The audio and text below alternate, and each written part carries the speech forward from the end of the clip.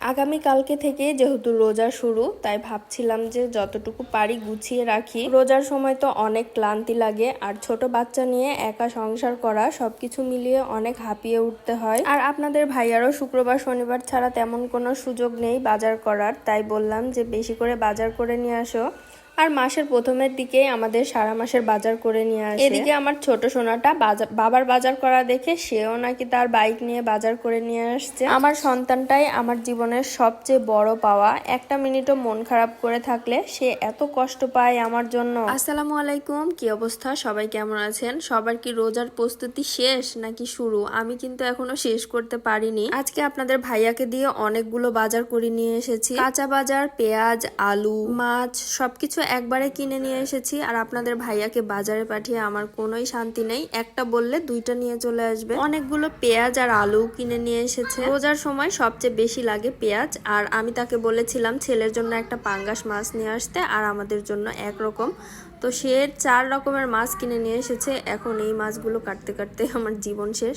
পাঙ্গাস মাছ, ইলিশ, ছোট ইলিশ, tuna fish. আপনাদের ভাইয়া তেমন একটা সবজি পছন্দ করে না, তারপরেও দেখেন কত রকমের সবজি কিনে নিয়ে। এইসব সবজি অর্ধেক যাবে পেটে আর অর্ধেক যাবে ডাস্টবিনে, কারণ একা একা আমার পক্ষে এতগুলো সবজি খেয়ে শেষ করা সম্ভব না। আমরা মেয়েরা জীবন গুছানো বলতে কিন্তু সংসার গুছানোটাই বুঝি, আর নিজের সংসারের কাজগুলো নিজ হাতে করতে কিন্তু অনেক ভালো লাগে। যদিও এখন ততটা গরম পড়েনি, কিন্তু তারপরেও সবজি টবজি সবকিছু গুছিয়ে ফ্রিজে রাখলেই বেশি ভালো থাকে।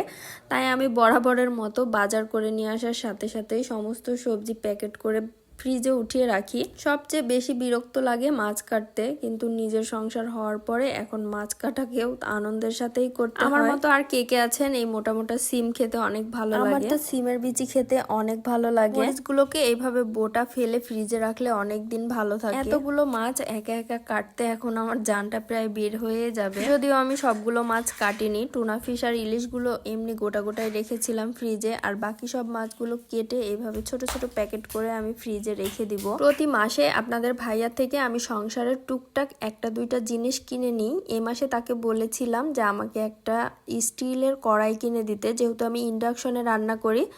তো উনি আমাকে অনলাইন থেকে এই কড়াইটা কিনে দিয়েছে এসকেবির এই কড়াইটা মাশাল্লাহ এত ভালো, আমি তো প্রথমে ভাবতেই পারিনি যে এত ভালো সার্ভিস দিবে। প্রথম দিন কড়াইটাতে রান্না করব, যেহেতু সে আমাকে কড়াইটা গিফট করে আমাকে খুশি করেছে, তাই আমি ভাবলাম তার পছন্দের খাবার দিয়েই আমি কড়াইটাতে রান্না করা শুরু করি। তো তার পছন্দের আমি ইলিশ মাছ রান্না করেছিলাম, আর মাশাল্লাহ অনেক মজা হয়েছিল। আর কড়াইটার ভিতরে সবকিছু বুঝিয়ে দেওয়া ছিল, মানে নির্দেশনা বলি।